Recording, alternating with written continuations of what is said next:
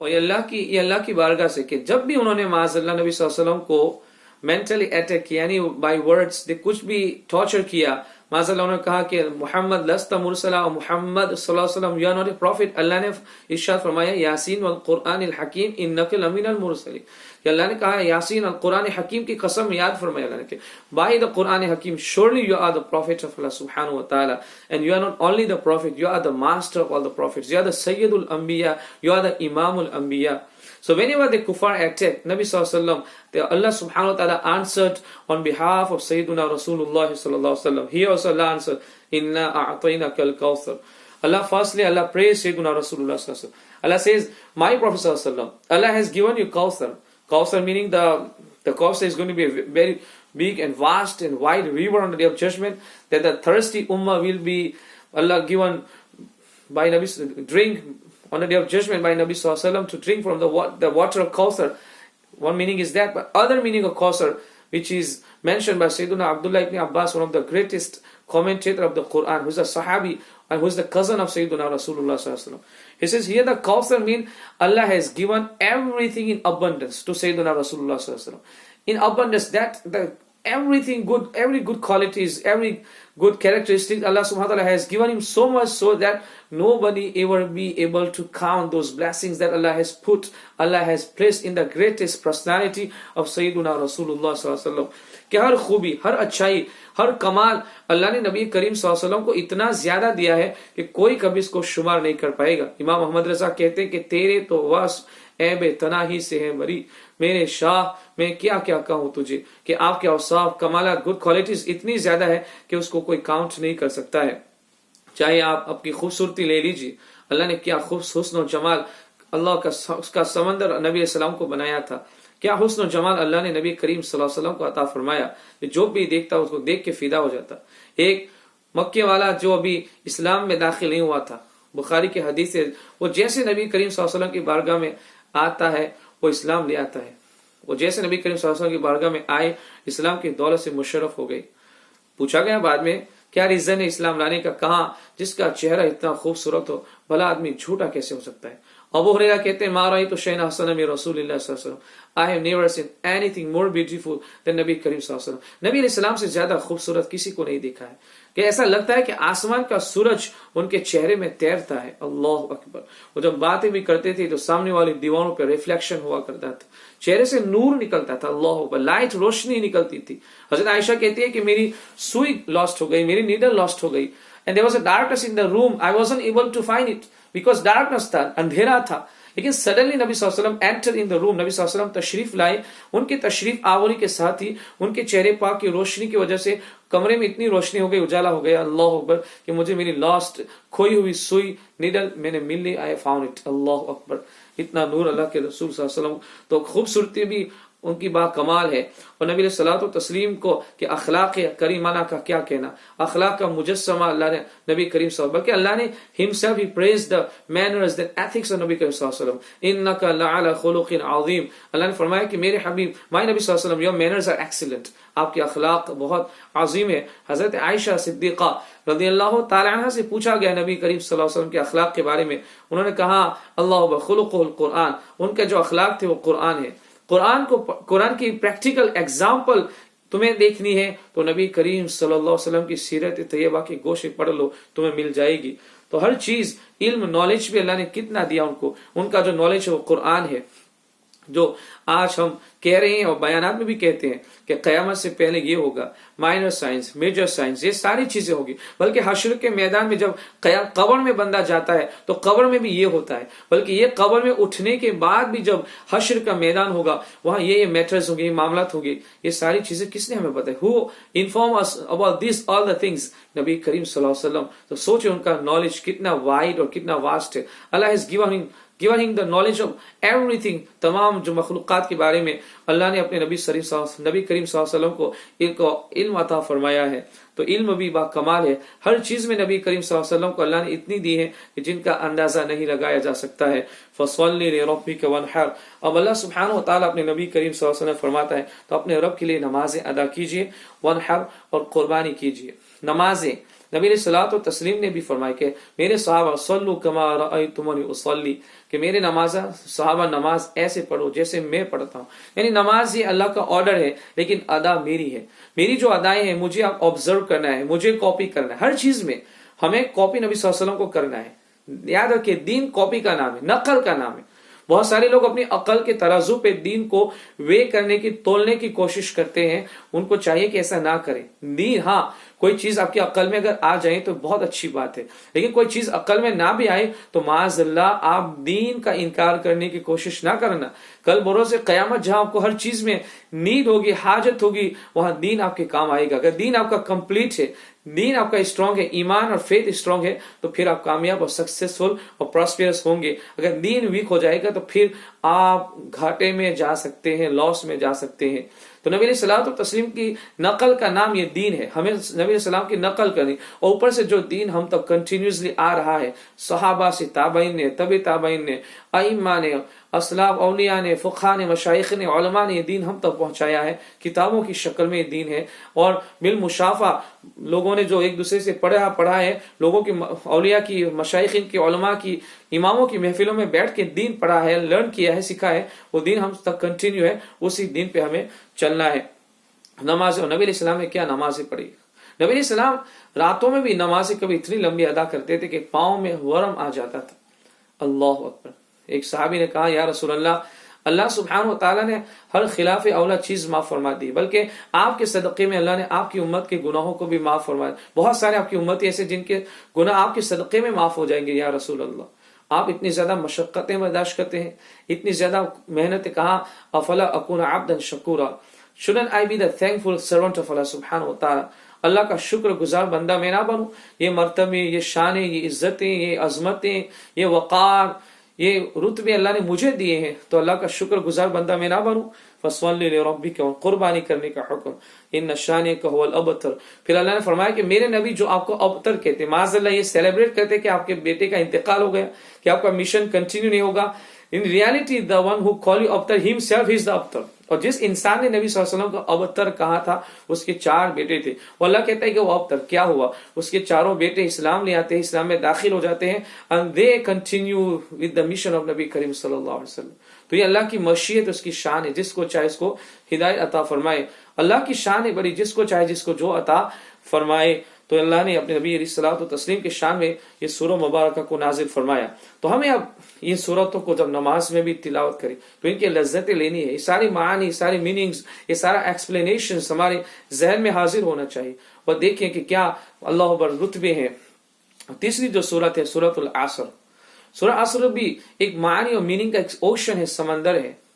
امام شافعی رحمۃ اللہ علیہ فرماتے ہیں کہ اگر یہ سورت اکیلی ہوتی ساری امت، سارے انسانوں کی گائیڈنس اور ہدایت کی، تب it would be suffice for all the mankind to get guidance from its meanings and its Allah Akbar wordings and its orders.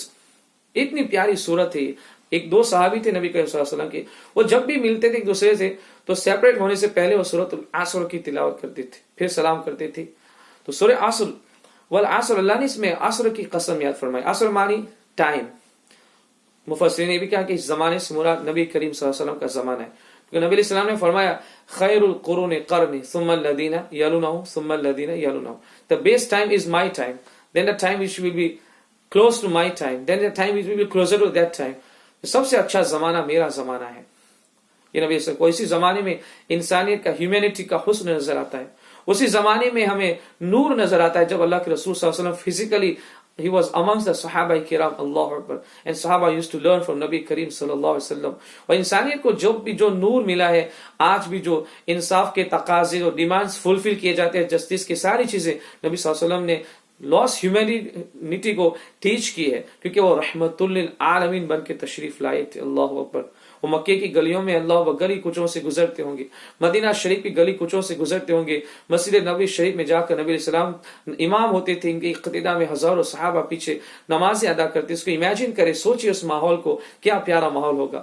کہ صحابہ اس لیے تو نبی علیہ السلام جب دنیا سے تشریف لے گئے کچھ صحابہ آپے سے باہر آ گئے تھے، کہاں کوئی ہمیں نہ بتانا کہ ہمارے نبی چلے گئے ہیں، ورنہ ہم یہ اجنبی ہم تو لٹ گئے، یہ نبی کے بغیر ہم جی کیسے سکیں گے۔ اللہ اکبر، یعنی ان کی سنگت، ان کی معیت، ان کی کمپنین شپ میں ہماری شب و روز گزرتے ہیں، دن اور راتیں گزرتی ہیں۔ اللہ اکبر، تو ہمیں یہ اتنا کچھ ملا ہے نبی صلی اللہ علیہ وسلم کی سنگت میں، معیت میں، کہ ہماری نگاہیں کسی اور جانب اٹھتی ہی نہیں ہے اگر یہ نبی چلے گئے۔ ان کے چہرے والضحیٰ شریف کی ضیاء پاشیاں آنکھوں میں بستی ہے تو دین اور راتیں اچھے سے گزر جاتی ہیں، ان کے پیچھے نمازیں ادا کرتے ہیں تو سکون سے زندگی پیسفلی لائف اسپین ہو جاتی ہے، گزر جاتی ہے۔ اللہ اکبر، اگر نبی علیہ السلام نہیں رہے تو ہمارا کیا ہوگا؟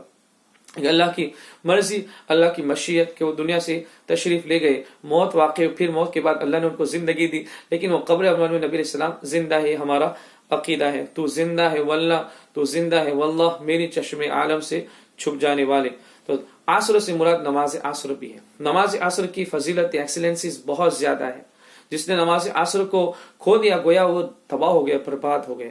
تو یہ بھی ہے، اور عصر سے مراد ٹائم بھی ہے۔ اللہ سویرس بائی ٹائم، ٹائم کی قدر کیجئے، وقت کی قدر کیجئے۔ جو وقت کی اہمیت کو، امپورٹنس کو انڈرسٹینڈ کرتے ہیں وہ کامیاب، سکسیسفل، پراسپیرس، اور جو nations, those nation who appreciate time they are successful nation۔ وقت یہ ایک بار جب چلا جاتا ہے پھر واپس نہیں آئے گا۔ وقت کے فائدہ، حضرت عائشہ صدیقہ رضی اللہ تعالیٰ عنہ نے کہا کہ سب سے بڑی کیلیمٹی، سب سے بڑی مصیبت یہ ہے کہ کسی کا وقت ضائع ہو جائے، ٹائم لاس ہو جائے۔ تو اس وقت کی قدر کو جانیے۔ پیارو، یہ رمضان کا مہینہ بھی آیا، اپنی رونائیوں کے ساتھ، اپنی رونقوں کے ساتھ، نورانیت کے ساتھ، برکتوں کے ساتھ، مغفرت، بخششوں کے ساتھ، مغفرتوں کے ساتھ، ساری چیزوں کے ساتھ آیا۔ یہ مہینہ بھی کتنی اسپیڈ کے ساتھ ہم سے گزرتا رہی جائے، اور یہ آخری لمحات میں پہنچ گیا۔ ہو سکتا ہے یہ رات آخری ہو۔ توبہ کیجئے اللہ کی بارگاہ میں سچے دل سے، اور اپنی زندگی میں ایک چینجنگ لائیے، ایک عزم مصمم کیجئے، ایک فرم ارادہ بنائیے، انٹینشن کیجئے کہ انشاءاللہ ہماری زندگی اچھی زندگی گزرے گی، ایک اچھے انسان، ایک اچھے مسلمان بن کے ہم زندگی گزاریں گے۔ وقت کی قدر، ان الانسان لفی خسر، انسان لاس میں، انسان گھاٹے میں ہے۔ کیوں؟ کہ وقت کی قدر نہیں کرتا۔ یہ جو زندگی اللہ نے دی اس کو اہمیت نہیں ہے، قدر نہیں ہے۔ اللہ نے اس کو زمین پہ بھیجا تاکہ اس کی عبادت کرے، اللہ کی ریکگنیشن اور اللہ کی معرفت آبٹین کرے، حاصل کرے، اس کی پہچان حاصل کرے۔ یہ انسان اپنے ہی میٹرز میں، اپنی ہی جو دنیاوی چیزیں ان میں لاسٹ ہو گیا ہے، تو پھر وہ انسان گھاٹے میں ہے۔ لیکن ایکسیپشنز کم، کہ الا الذین آمنوا، ہاں جو دنیا میں آئے زندگی تو جیتے، ایمان لائے۔ وہ جانتے ہیں زندگی اللہ نے کیوں دی ہے، ایمان لائے، اللہ پہ جیسے ایمان لانے کا حق ہے۔ وہ ساری جو نیسیسٹیز ہے اللہ پہ ایمان رکھتے ہیں، اللہ کی ساری بکس، کتابوں پہ ایمان لائے، اللہ کے سارے نبیوں کو مانتے ہیں، اللہ کے قیامت کے دین کو حق مانتے ہیں، وہ تقدیر کی اچھائی برائی کو مانتے ہیں، اور بعث بعد الموت یعنی مرنے کے بعد اٹھائے جانے پہ ان کا ایمان ہے۔ وعملوا الصالحات، اور اچھے اعمال کرتے ہیں، نیکیاں کرتے ہیں، ان کے پاس اعمال کا نور موجود ہے۔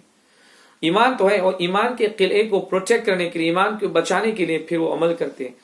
اللہ نے جو چیزوں کا حکم دیا ہے، ان الحلال بین والحرام بین بینہما مشتبہات، اور کما قال علیہ الصلوۃ والسلام کہ حلال چیزیں مینشن ہو چکی ہیں، حرام چیزیں بھی مینشن ہو چکی ہیں۔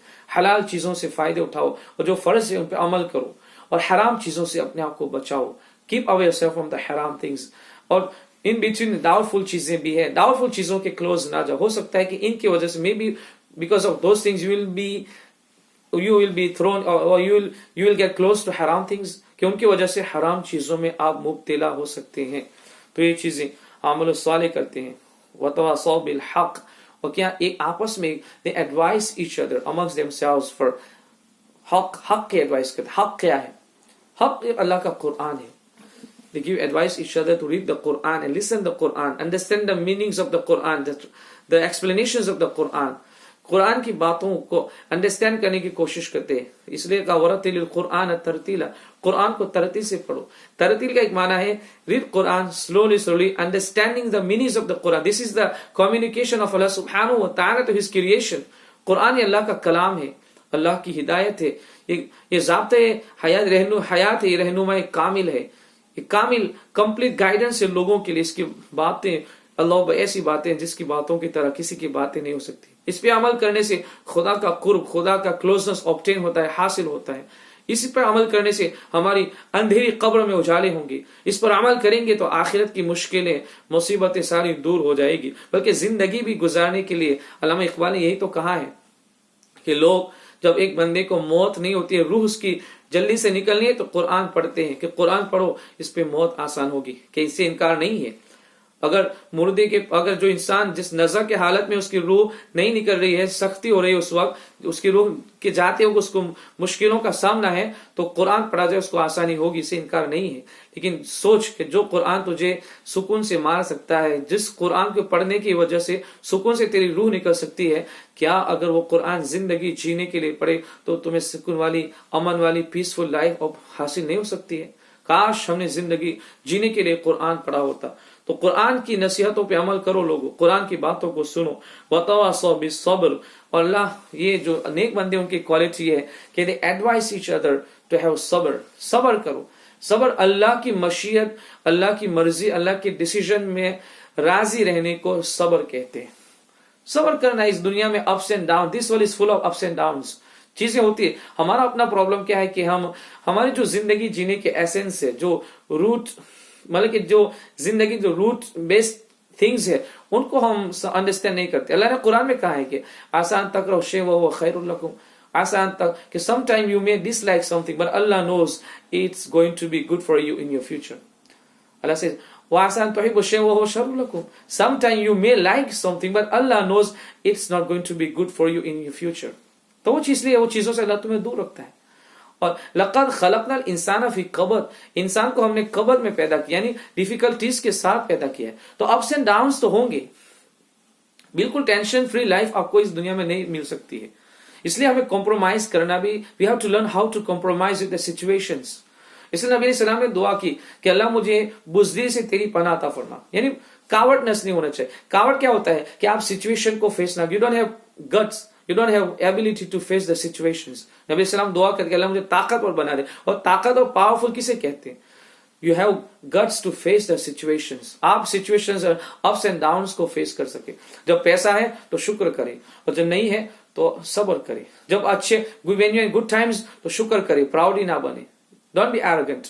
اور جب when you are in bad times میں صبر کر. تو صبر کی تلقین کرتے. تو پیاری چیزیں ہیں. اللہ ان پہ عمل کی توفیق عطا فرمائے. بولنے میں، سننے میں، آمد و سوال کسی قسم کی خطا بھول ہوئی ہو، اللہ سبحانہ و تعالیٰ اپنے فضل سے معاف فرمائے.